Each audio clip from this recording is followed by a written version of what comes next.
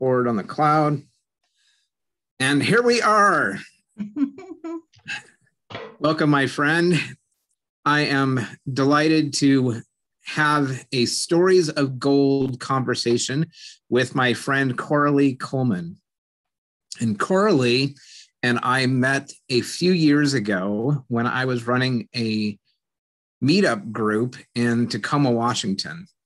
And Coralee came and we sat down together with the other people who were there in that meetup around a cafe and just shared our stories, shared who we were.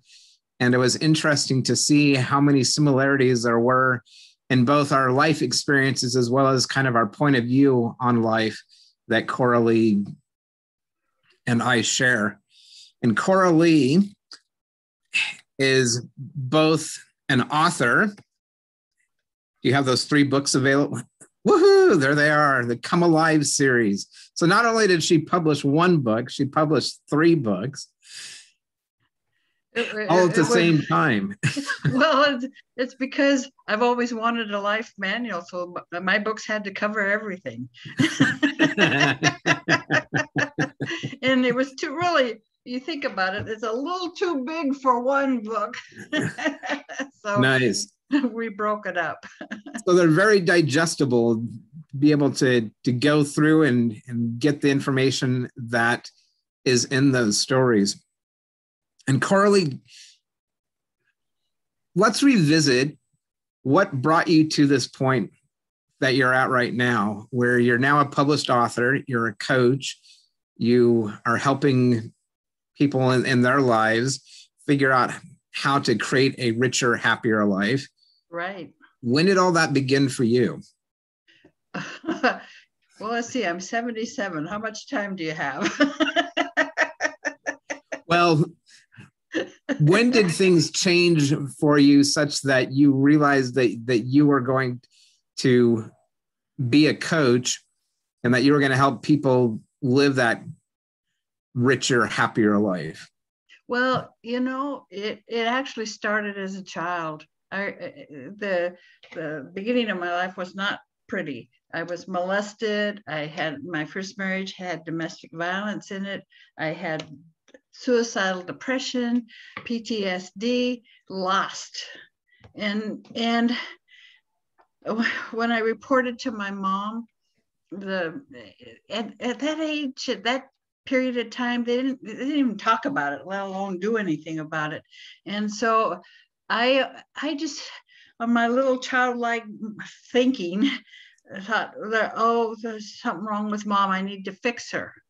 And I realized this, of course, many years later. But it was like I always had a desire to fix people. and before I really got smart about what that meant, they would roll their eyes at what Coralee said they needed to do. But the thing that just saved me, so to speak, was that I felt I was smart. And I was just curious because I figured out that I just didn't know how life worked. I just didn't, and that I could learn. And so that began the journey. And I then eventually, about 7-8 years ago, a friend of mine recommended a class in neuro-linguistic programming. And I became a practitioner, and then I've since done a life coach certification too. But and I had a daughter-in-law who was in a networking group, and I thought, gee, I get to see her every week. And so that's how I got started coaching. And the books have always been a part of mine ever since an English teacher just got me fired up about writing. And but this is the first real serious. The rest was sort of personal therapy. And it's been so rewarding because I have had a lot of life experiences, and I paid attention. I was looking at my list of Kindle books and I'm going, oh my God, how many of those things I read and tried to incorporate into my life. And I thought, no wonder you have not only your longevity, but you have a repertoire of wisdom that you've gained. And I often say that my life experience has helped me, and I tell stories to clients so they know I really understand. Yeah. And it's interesting. So doing the math, you're now 77. You took this class 7 or 8 years ago. So you had already had quite a bit of life experience by the time that you took that neuro-linguistic programming course. And at a time when many people are like, it's time to close up shop and, retire and live the RV life, which you mentioned earlier before we started the recording, that you'd written a book about living the RV life. Right. So it seems that, at least that was on your mind. I know you're not living the RV life per se right now. Well, actually, you tell me, are you living the RV life? No, we came back. My husband had some medical issues, and we got rid of our RV, and it was like, now I wish we hadn't, because we would love to get out and around. He's a golfer. He has a golf website, and he would take pictures of the golf course, and we just had a great time for 4 years prior to coming home. But that's actually when I really started to do a couple of things. One was to deal with my weight. I at one point weighed 315 pounds, and that journey has led to a lot of healing and understanding of how life works. And so we may do a book tour just so he can golf. That'd be one way to use the RV. Yeah, right. Well, very cool. So it's interesting to me that your book series title is Come Alive. Oh, yes. See that big thing back there? Come Alive Today. I do. Yes. It's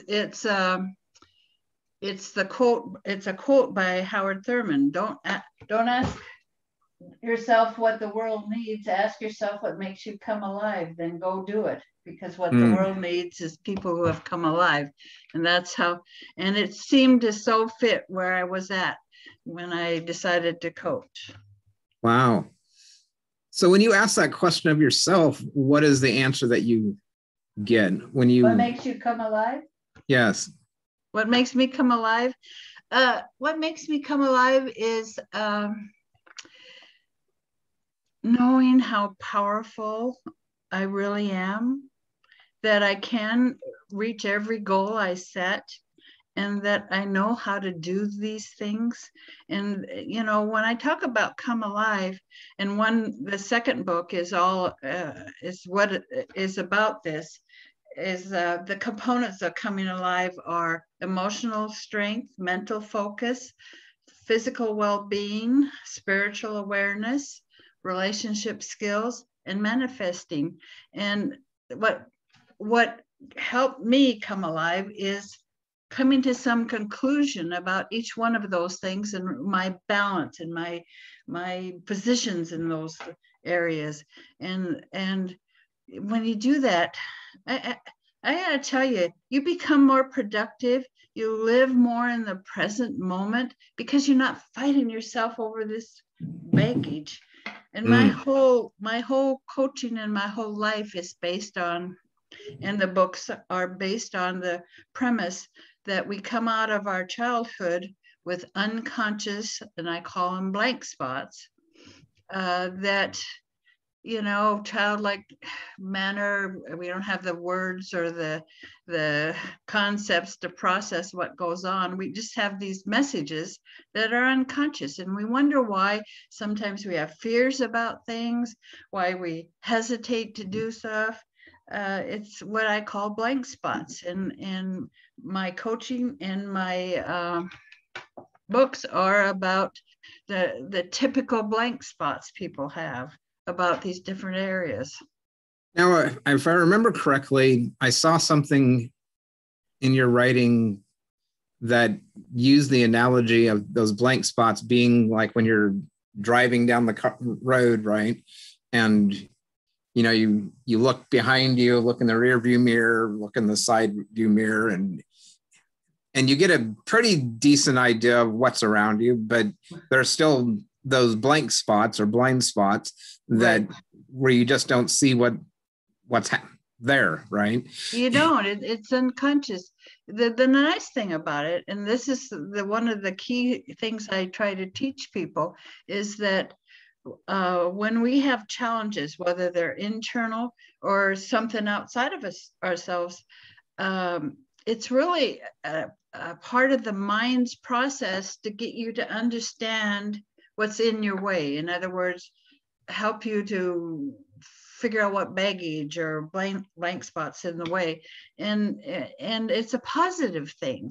And I have a trademarked process I call personal empowerment process, PEP. I thought that went good with coming alive. Nice. A little bit of pep in the coming alive. Yes, where we actually go into the continuing negative thinking you might have, and maybe some relationships or some events in your life, and we turn them into positives. And the way I do that is teach people, and everybody already knows, to just intuitively, when I ask, what do you think on a positive level is your mind trying to tell you about this? What is it trying to get you to understand? And so we turn it that way.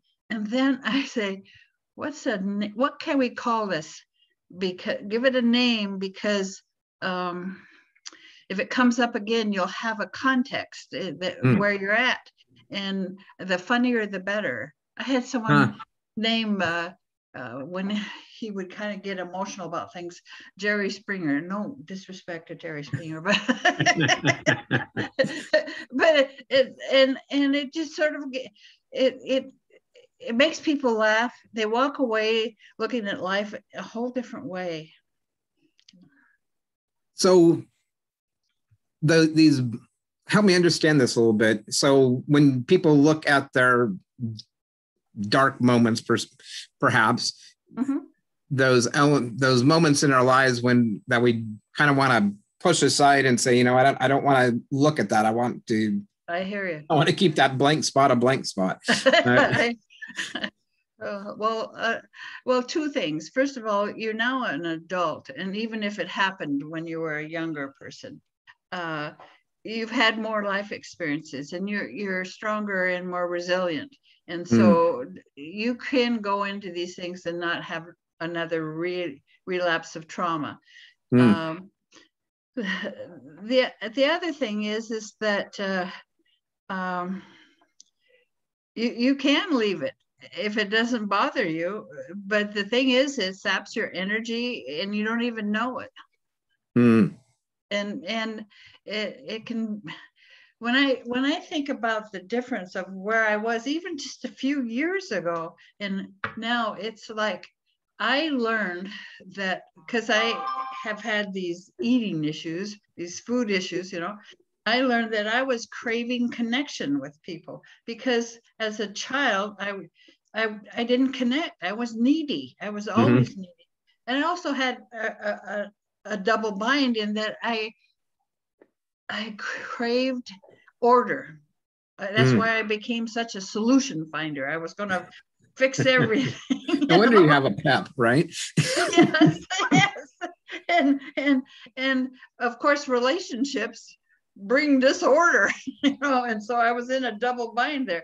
But once I recognized that, when the cravings went away. I have different kinds of hunger, so, you know, based on, and maybe I'm really tired or not feeling well. And my first go-to comfort has always been food. And so it's been a real journey.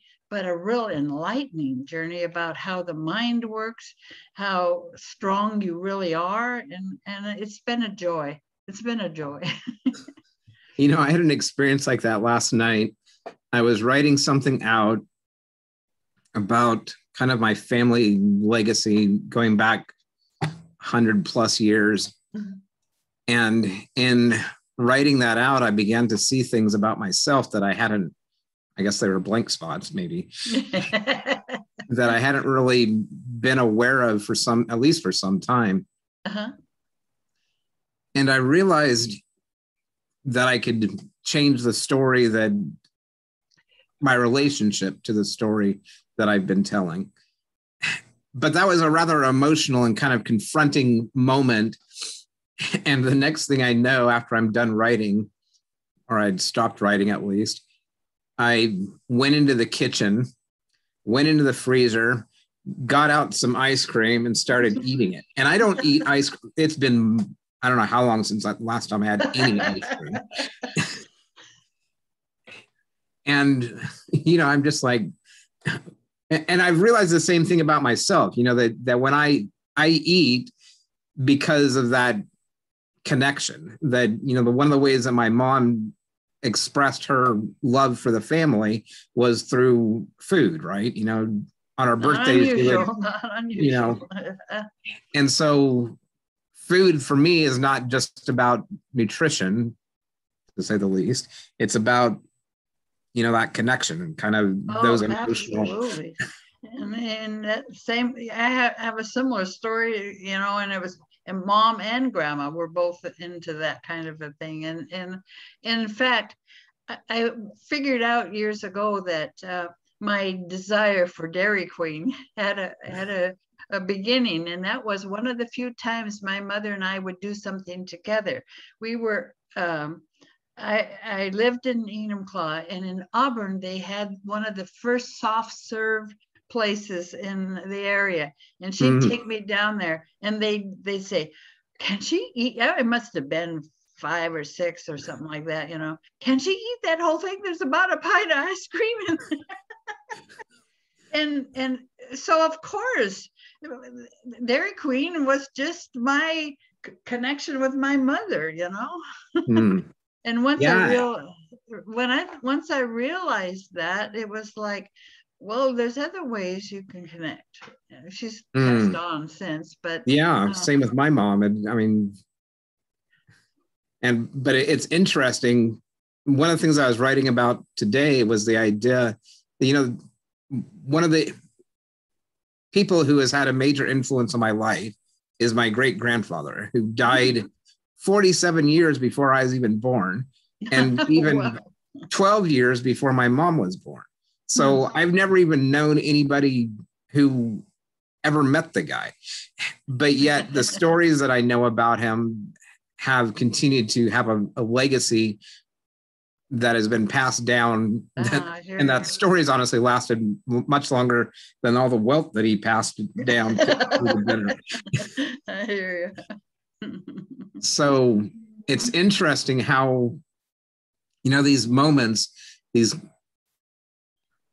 blank spots in our lives, the challenges that we face in our lives, can either move us forward or they can move us backwards. They can either be creative or they can be destructive.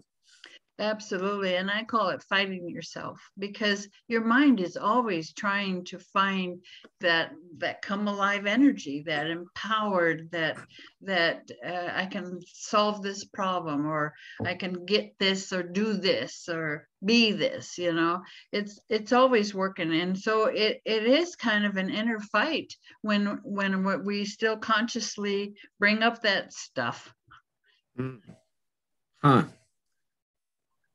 So in a way, we have maybe an inner diamond or guru or genius, depending who we're talking to, right?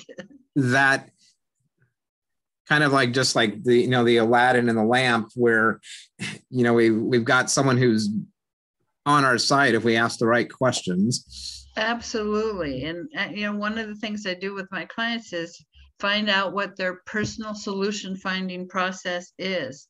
And I've distilled mine down to one question: what is it I need to understand? You know. Mm. And it started in a very painful time in my life, and it was like, what do I need to do to, what is it I need to understand to get out of this pain, you know? And these days it's, what is it I need to understand about this problem, or, you know, this issue? And then I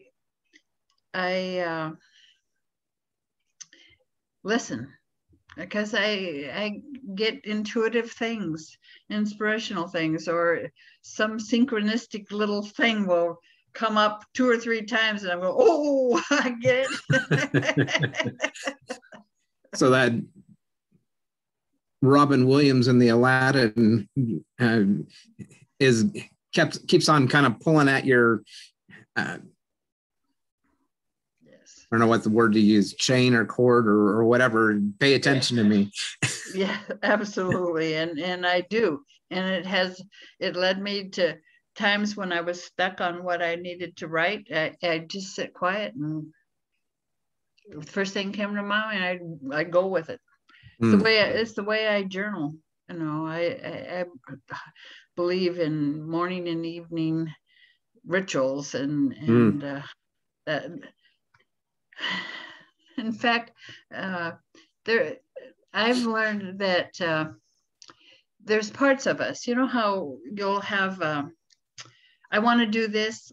No, I don't want to do that. Those are parts, and that's what we call them in NLP. And I've learned that those parts, I call them my team. And I ask them questions, and then I intuitively just listen to what they have to say. And every once in a while, it's just like, whoa, that makes sense. It just fits. So when you say parts, it sounds kind of like a theatrical part, right? You know. Yeah, it you know, it's sort of like what part are you playing in this play, you know, or it definitely it has a persona, and I name them. And recently I realized that my mother, of course, was a big influence in my life, and I needed to well, it was like that part of me which was similar to my own mother, that would eat and comfort myself. That part of me used that, and it was like time to change her job. Give her a different part to play. Yes, absolutely. And her job was to protect me by numbing myself from the traumas that I had experienced.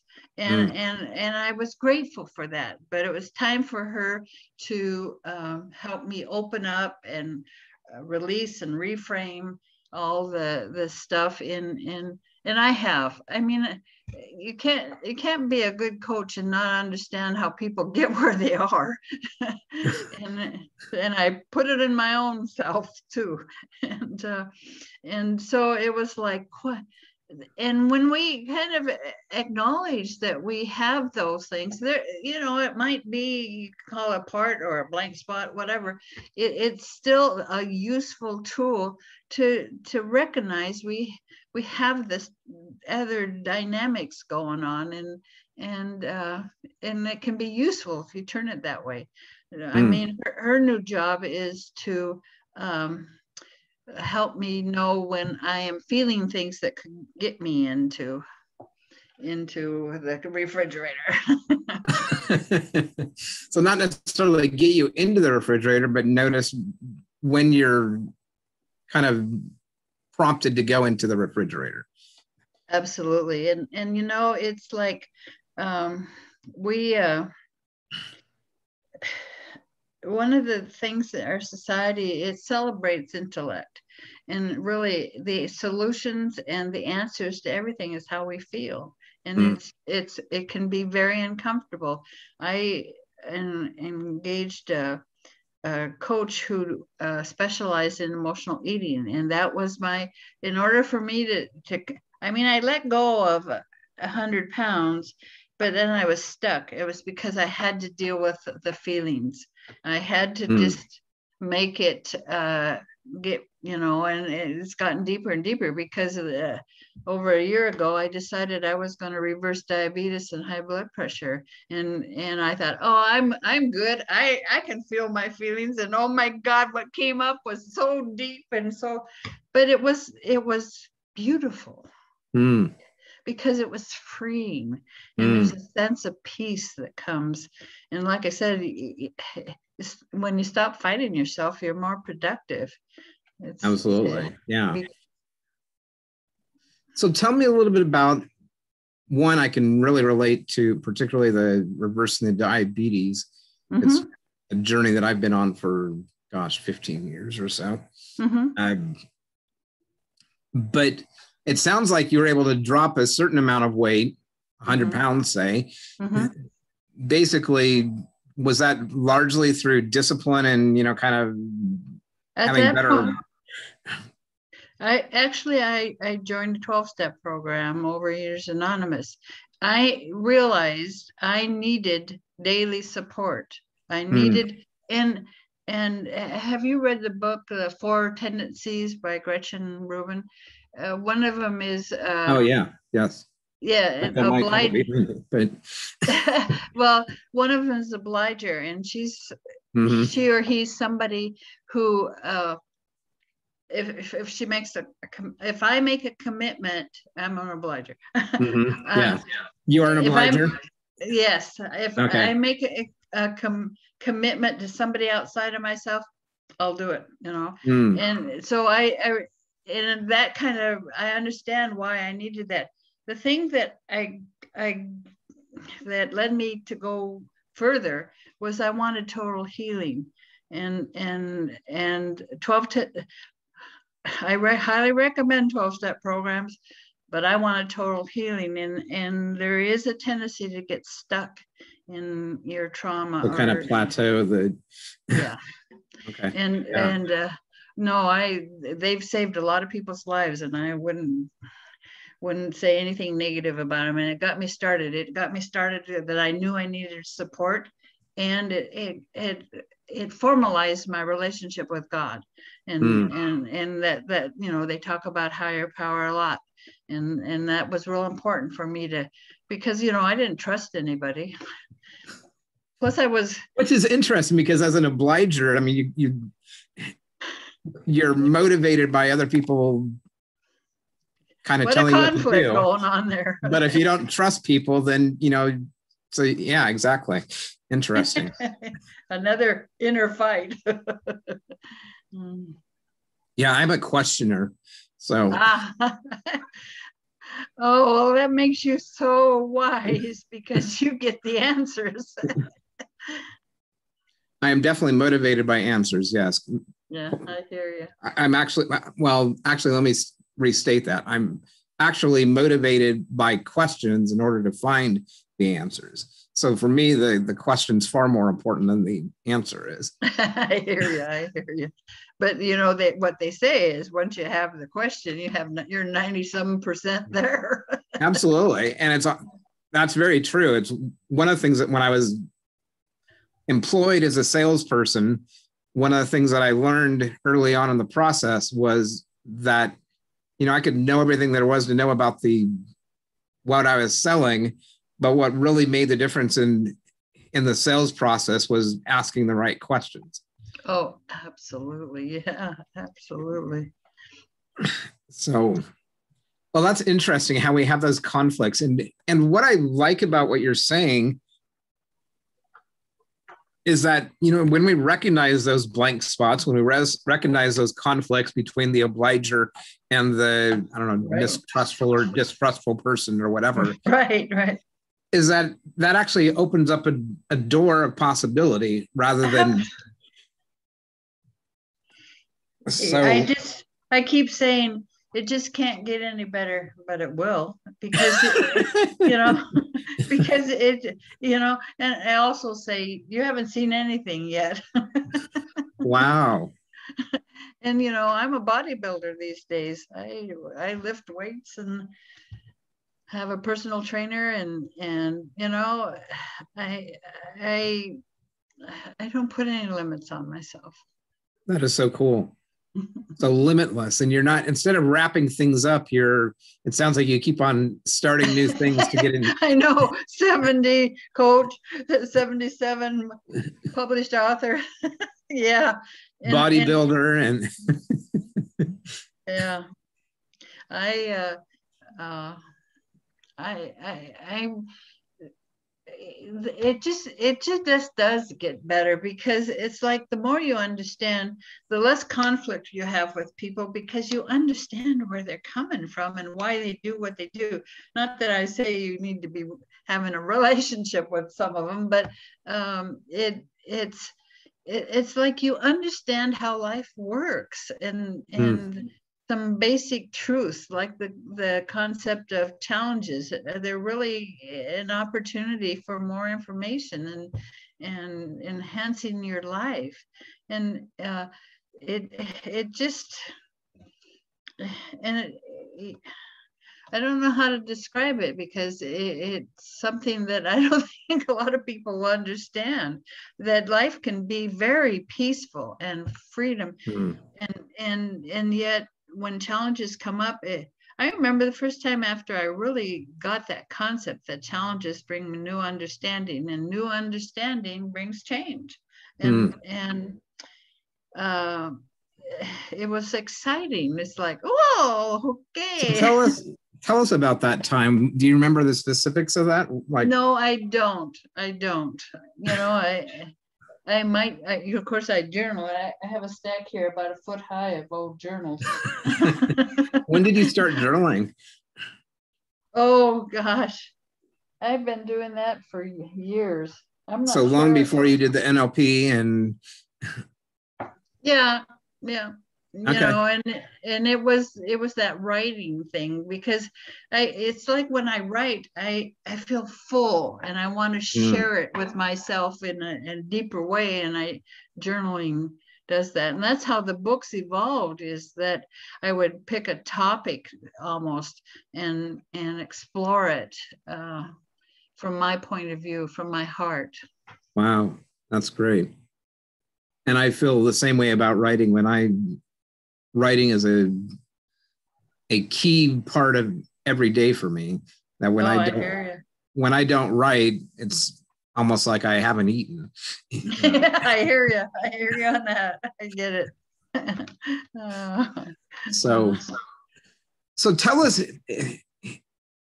one of the questions that you provided for me was, what are some of the key concepts that you share with your clients that help them create a richer, happier life? Yes. Well, one of them, of course, is what challenges are, because I literally thought there was something wrong with me, because I always had problems. I always looked for people who just seemed like they had no problems. Of course, I finally figured out, oh, everybody does. And that's one of the biggest ones. It's because it takes control of your life. It's sort of like, well, this is here, I can use it for some reason, you know.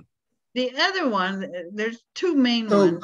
Let me see if I understand what you're saying there. Is that you can look at problems as kind of being the obstacle, the thing that's in the way of getting what you want, or you can look at it as being the opportunity to learn and become who it is that you need to be to get what you want. Absolutely, right on.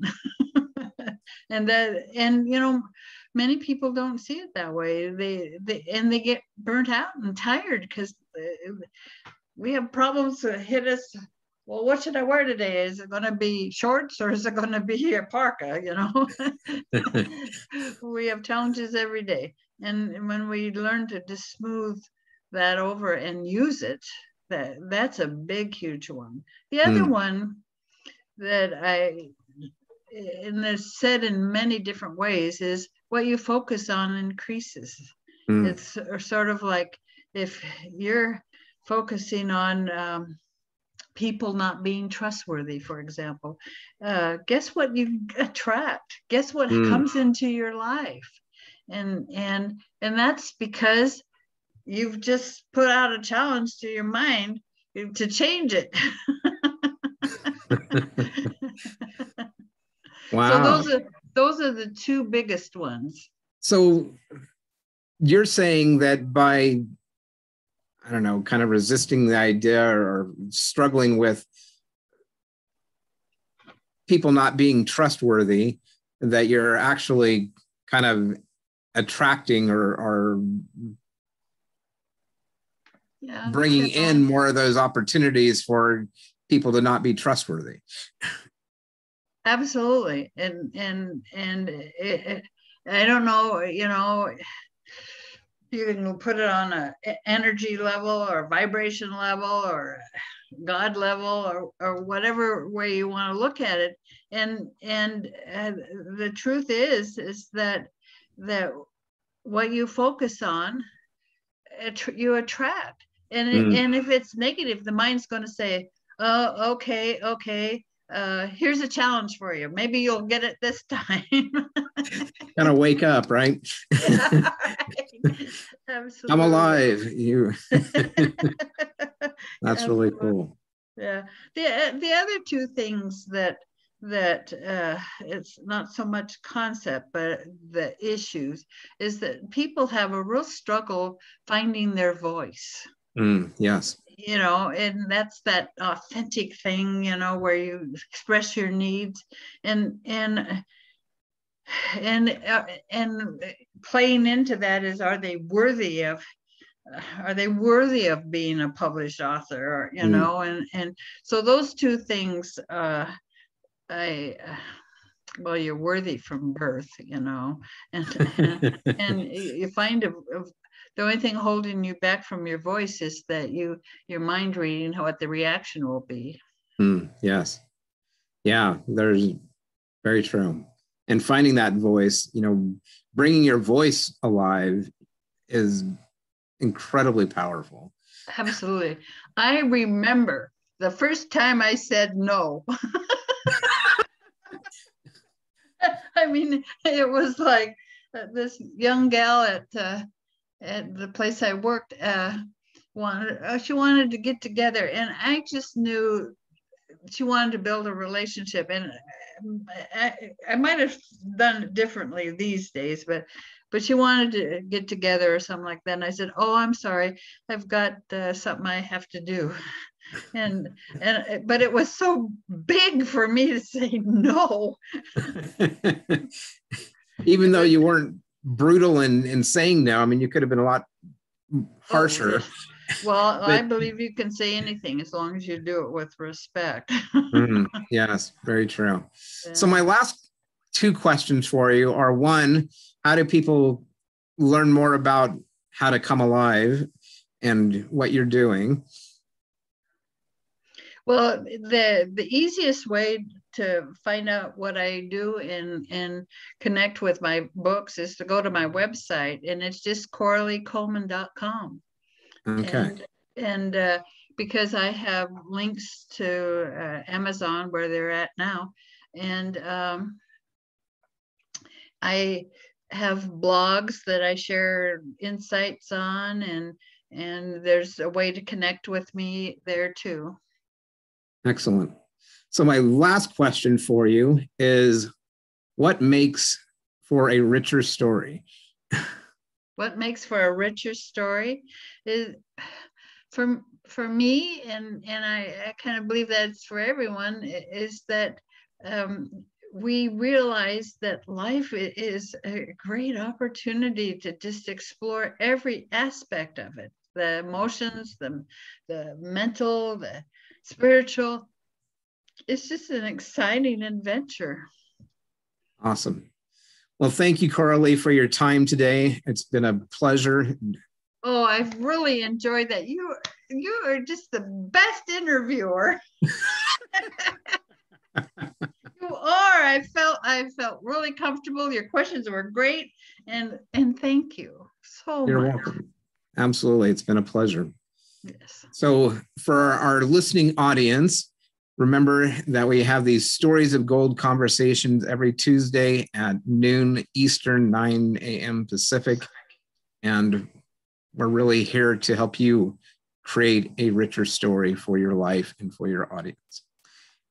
Until we meet again, be the bright light in someone's dark night. Ta-ta.